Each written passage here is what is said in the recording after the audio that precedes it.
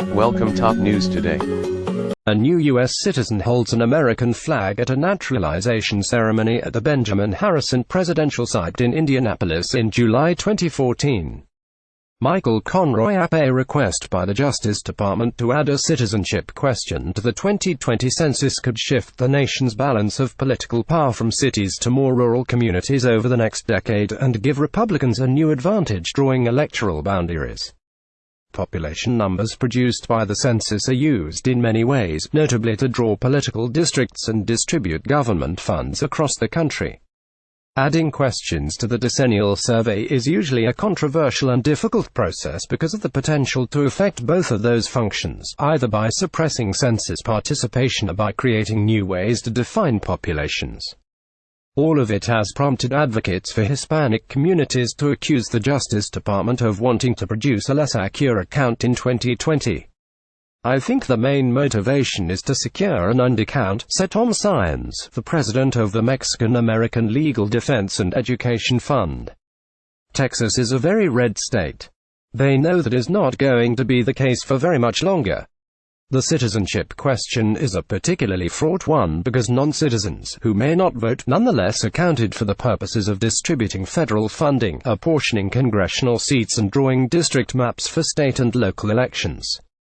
A majority of the nation's undocumented immigrants live in just 20 metropolitan areas, according to a 2014 Pew Research Center study of Census Bureau data, numbering about 1 million in the New York and Los Angeles areas, 575,000 in Houston and 475,000 in Dallas.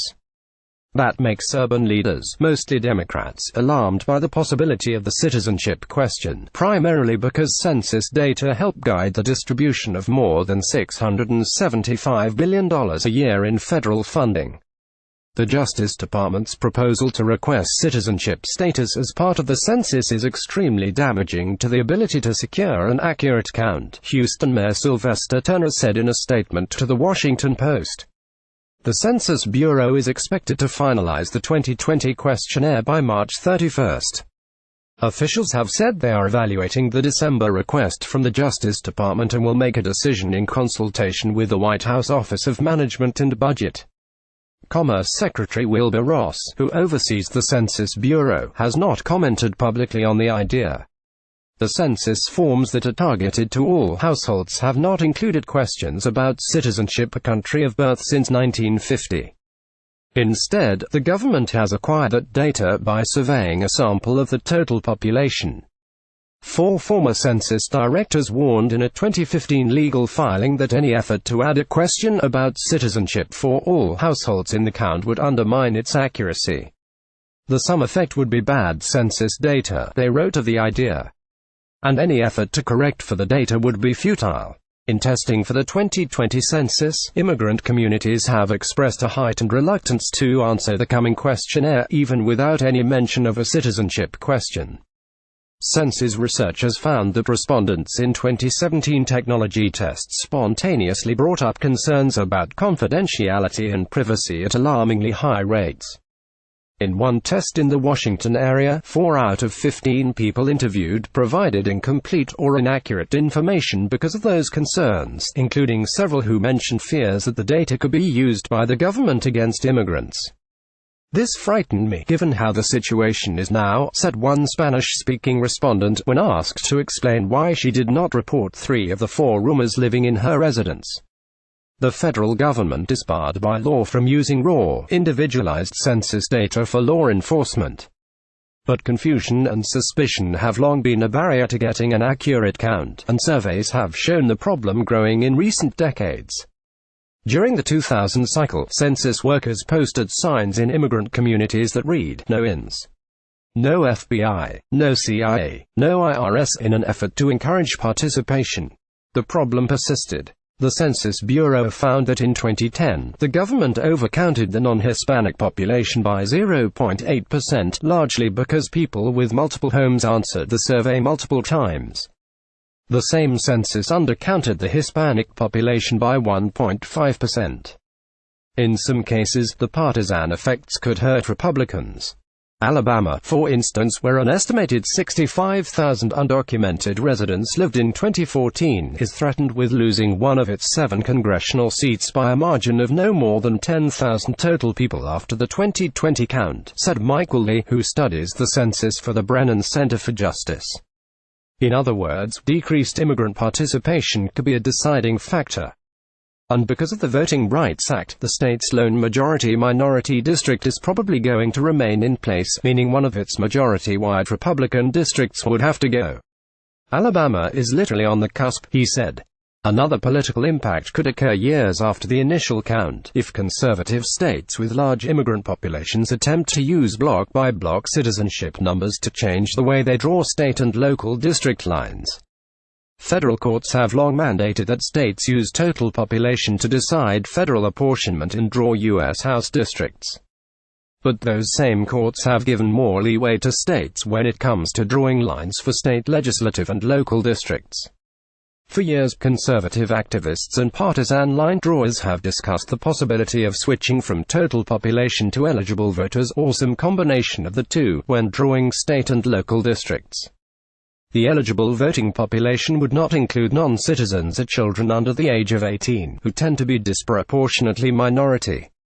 Some metric that equalizes citizen population and total population is fairer than creating a district in which only half of the people are able to vote next to a district where 100% of the people are able to vote, said Edward Blum, the director of the Project on Fair Representation, who helped bring a Supreme Court case challenging the use of total population to divide districts in Texas.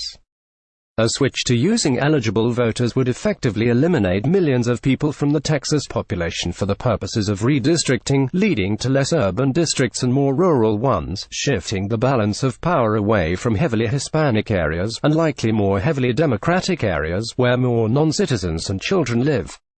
All of the districts with non-citizens in them and all of the districts with kids in them would have less representation, said Andrew Beveridge, a demographer at Queens College in New York, who called the idea the Holy Grail for Republicans seeking to maintain a partisan advantage.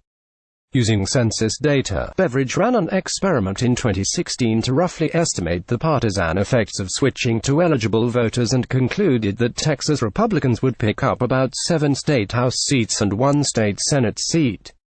If the same system were adopted in Florida, California and New York, Republicans were also likely to pick up seats, he found. Any change in the redistricting process probably would be challenged at the Supreme Court. There will be extensive litigation if it goes that route, unquestionably, said Vanita Gupta, the president of the Leadership Conference on Civil and Human Rights. In the December request to add the citizenship question, first reported by ProPublica, the Justice Department made no mention of partisan implications. Rather, the agency argued that its sole rationale was to provide better data for use in fulfilling Section 2 of the Voting Rights Act, which prohibits voting practices that discriminate against minorities. The Justice Department is committed to free and fair elections for all Americans and has sought reinstatement of the citizenship question on the census to fulfill that commitment, said Devon O'Malley, a spokesman for the agency. The rationale is different from the one contained in a leaked January 23, 2017, draft executive order from President Trump focused on restructuring immigration policies, which an associate of the Justice Department, who spoke on the condition of anonymity, said was unrelated.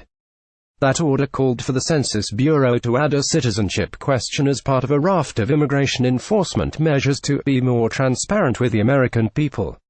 Conservative opponents of current immigration policies have long called for better census data on citizenship to clear the way for a shift away from using total population to draw political districts.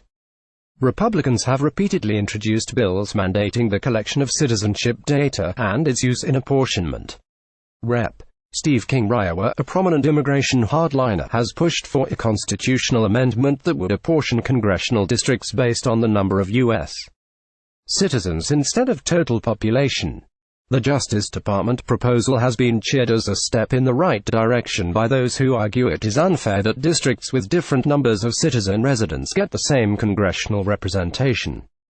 At a time when the idea of foreign actors manipulating our electoral process is being given considerable attention, counting illegal aliens in the census for apportionment purposes is a substantive threat to our electoral integrity. Dale L. Wilcox, the executive director and general counsel for the Immigration Reform Law Institute, said in a statement, "To allow states with a large population of illegal aliens to be given political power at the expense of others is a perversion of the apportionment process.